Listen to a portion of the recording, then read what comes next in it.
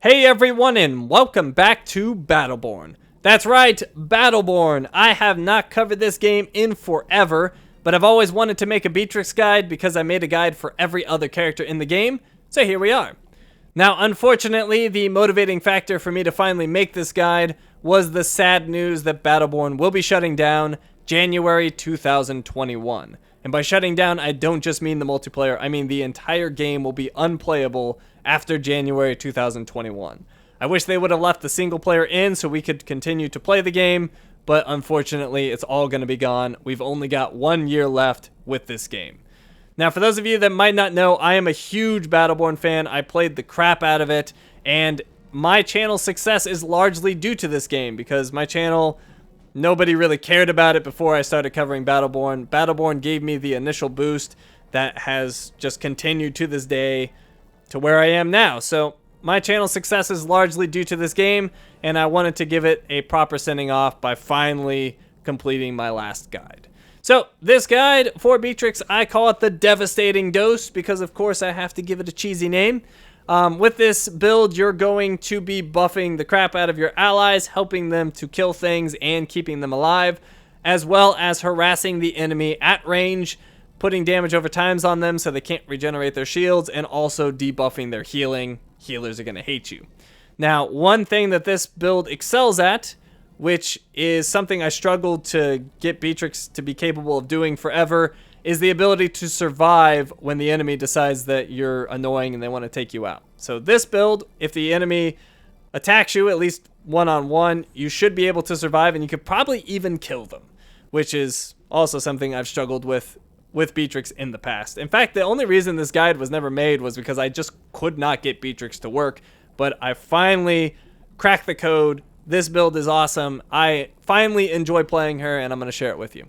So anyways, Beatrix is a Generate supporter. She is classified as a Sniper, Controller, and Advanced. I agree with all of those classifications, although I don't know if Controller is quite right. I would say more of a buffer slash debuffer, but I don't know if they have a descriptor for that. Anyways, onto her abilities. She has Infection.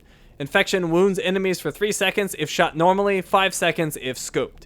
Infection deals 27 damage over 1 second. And for those of you that might not know, Wound is the healing debuff. It debuffs healing received by 60%, so it's a big deal. Alright, so next we have the Incystix Injector. The viral agent in the injector's vial applies infection to enemies. Scope shots deal 75% more damage. So if you scope, more damage, although her damage is pretty lackluster at range. You're more of a harasser. Then we have the Synthetic Ceramic Biocasing. Beatrix replaced her fragile integumentary system long ago with a hardened casing and a suite of prosthetics, resistant to toxins and physical trauma alike. It's basically some flavor text, doesn't do anything specific. On to her activated abilities. The first is Patient Zero. Increases Beatrix's or a targeted ally's attack speed by 25% for 5 seconds, while nearby enemies take 33 damage per second for 3 seconds. So that's the big buff that is going to help your allies destroy things. Or yourself. Then we have Fulminate. Beatrix fires a rapid barrage of homing projectiles that deal 27 damage each and weaken enemies, reducing attack damage by 30% for 3 seconds. So I forgot to mention that too. You're also going to be debuffing enemies by lowering their damage, which is obviously a huge benefit and also helps you to defeat them when they come for you, because you're weakening their damage, you're removing their ability to heal, and once we go through the Helix, I'll show you how you're going to do damage in return and keep yourself alive. And then we have Outbreak, the ultimate. Plagues the target for 8 seconds, dealing 42 damage per second and wounding them, reducing healing received by 60%. These effects spread among nearby enemies. The ultimate is not particularly good by itself, but once you put a Helix on it, it is fantastic if you can actually get that upgrade. Alright, on to the Helix. On the left side, we have Vector-Borne Transmission. Allies affected by Patient Zero now spread infection to enemies that attack them. So if you buffed an enemy and he runs in, he's going to put infection on all of those enemies, which is nice. Or buffed an ally and they run in. On the right, we have Sedation. Fulminate projectiles cumulatively silence enemies up to plus 3 seconds for silence duration. So on the right is much, much better. Your Fulminate has homing projectiles, so it doesn't miss very often, and when it hits, it's going to silence. It's obnoxious. You should definitely go on the right. Level 2, on the left, we have Leech-Therapy. Allies affected by Patient Zero steal life on any attack, plus 30% life steal. So remember, it's a buff, and then on top of that, they are going to life steal 30% of the damage they do. It's fantastic. It keeps your allies alive or yourself. It's really good. So for pug groups, I definitely recommend the left. I recommend another choice if you're in an organized group, but these days, good luck. There's not that many players. In the middle, we have Virulent Volatility. Once Patient Zero wears off, it explodes on the target, slowing all enemies in the area for 3 seconds. It's plus 3 seconds slow duration, which is a long slow. Could be really good. I mean, I would rather have the lifesteal or the damage reduction that we're going to go over on the right, but if you just wanted to like turn one of your allies into a bomb who slowed enemies so you could take them out, it might be worth it. On the right, we have Host Immunity. Allies affected by Patient Zero take reduced damage plus 30% damage reduction. It's really, really good in group play. I would say definitely go right instead of left because you should have a healer. But because group play is unlikely, you're probably just always going to go left. Or if you have a really good healer and you find out early in the game, you could go right.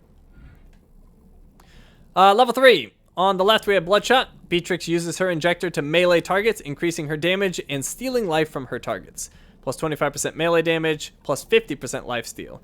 That is the thing that basically makes the build.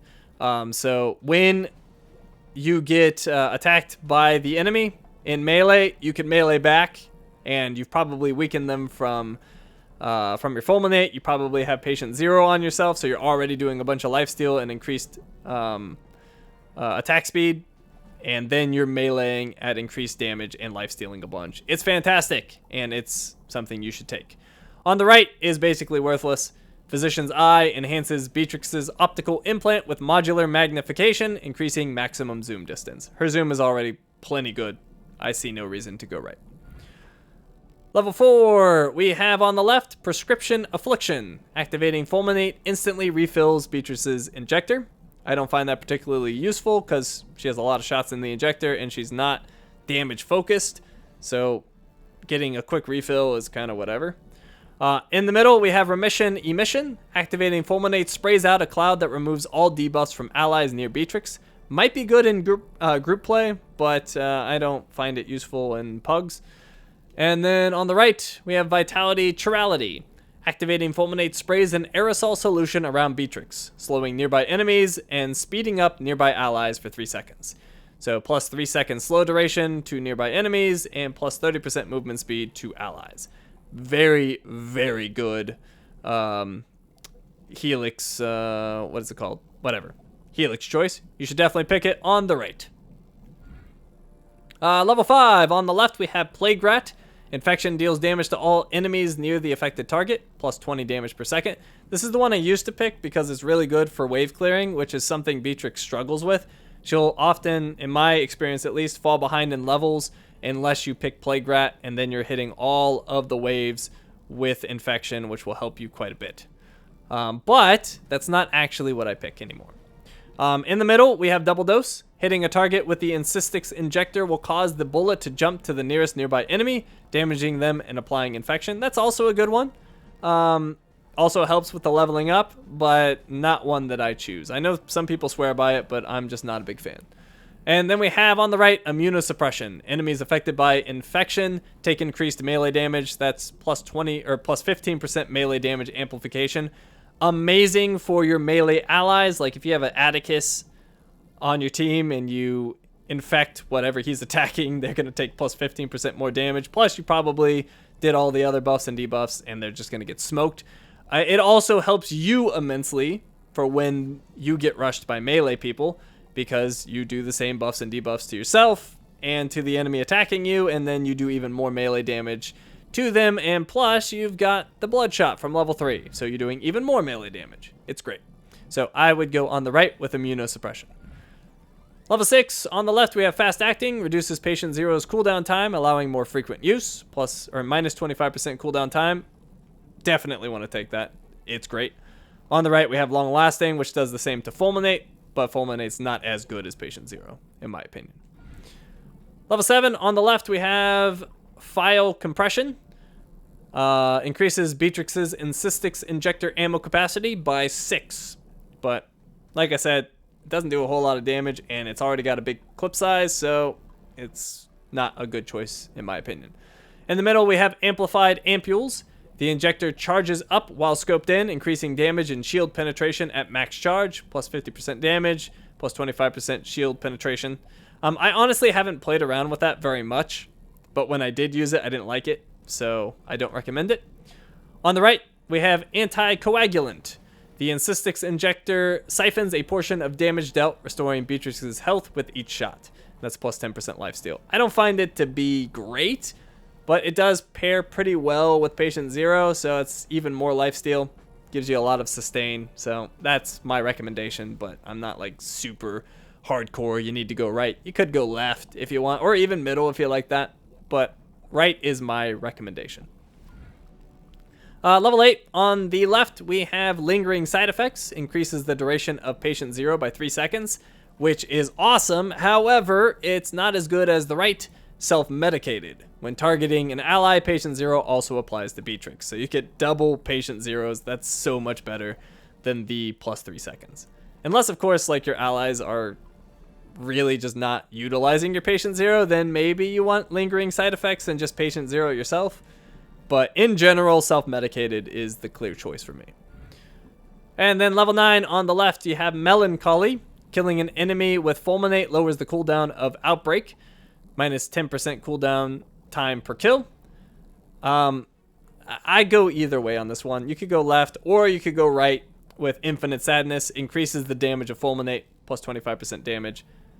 Right, actually, why did I say you could go either way on this one? I was thinking of something else. You should go right. Right is way better. Fulminate damage is definitely better than Melancholy because, yeah, killing stuff with Fulminate doesn't happen very often, and minus 10% cooldown is not that great. So yes, go right. Don't listen to my earlier comment. Infinite Sadness is the way to go. And level 10, we have on the left, Toxic-Hypoxia. The main target of Outbreak is marked for death. If the target is killed while Outbreak is active, then all enemies in the area are stunned for 3 seconds. This is a crazy group killer. This sets up pentakills like you wouldn't believe. But it's very hard to pull off. Not pentakills for yourself, but for your allies, because Beatrix just can't do pentakills. Or at least I've never seen it, never heard of it. But that is the clear choice. You should go left, but we'll go over the other ones as well. In the middle, we have Death Pool.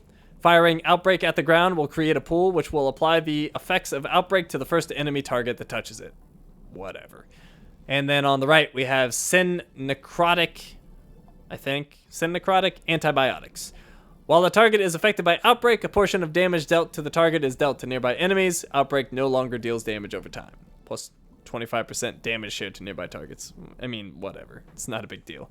I guess you could hit like a really big target and then unload on it, and then it might be okay, but, you know, that doesn't even come close to Toxic-Hypoxia. That is the clear winner. All right, so that's the Helix choices you should do. Let's go to gear, and I'll show you the loadout I go with.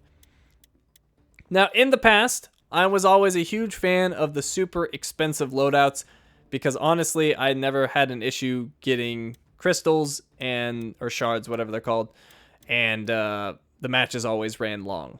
And people hated that. They always criticized my builds for, you know, having these crazy shard costs. So this is the build I used to run all the time, which for mini builds, or this is the setup I used to run for mini builds, which was the regen item, Vow of Zealous Fury, and Symbiotic Gauntlet. It would change based on character, but in general, that was kind of like my go-to. Times have changed. So before you get into a match, random matches, you could do the expensive loadouts, but these days, the remaining players are all pretty knowledgeable and good. And if you try to run that, it's probably not going to run, or probably not going to do well for you. So instead, I recommend a much cheaper build. Still expensive, but not nearly as much as before. Actually, it's really not expensive. So it's middle of the road. It's definitely not cheap, but it's not expensive by any means. So first, we have the Survivor's Regrowth Serum, plus 14 health regeneration per second. and then an additional 7 if you survive for 3 minutes. Always good. Then we have a Shard of Solus. It's just free shards. You activate this at the start of the game, and you get 1.8 bonus shards per second. Oh, also, I advocate just having a cheaper build in general for Beatrix, just because she has such a hard time leveling up. So building stuff for Beatrix is extremely valuable. Because, yeah, she just really struggles leveling up and taking out minion waves and yada yada. And then finally, we have the Pacifier. This one helps her in her support role, but also helps her damage. So it's plus 9.1% attack damage, plus 98 maximum shield strength, which is good. Give her a stronger shield. And damaging enemies lowers their attack damage by 10% for 5 seconds. Now, I think this was kind of the tipping point for me in terms of items. Because like I said before, I always struggled with Beatrix. When the enemy wanted to kill me, they just killed me. And then the combination of my build plus this item, I think, is what made my Beatrix finally survive. Because all my debuffs and buffs with my ability to melee and lifesteal, and then lowering their attack damage by an additional 10%, in my opinion, finally gets Beatrix to a place where she can defend herself. So that is the loadout I recommend. Alright, so I think that just about covers it. So what I'm going to do, I'm going to make one match video showing off this build, and then that'll be it. That'll be my final Battleborn build. Which, it'll be sad to see this thing go, but I'm also happy to finally get this Beatrix guide out to you guys. So hopefully, you guys will come back to the game before it's gone and give this build a try. Hopefully it works out for you and you dominate the competition. But that remains to be seen. Hope it works. Alright, thank you for watching, and I will see you next time.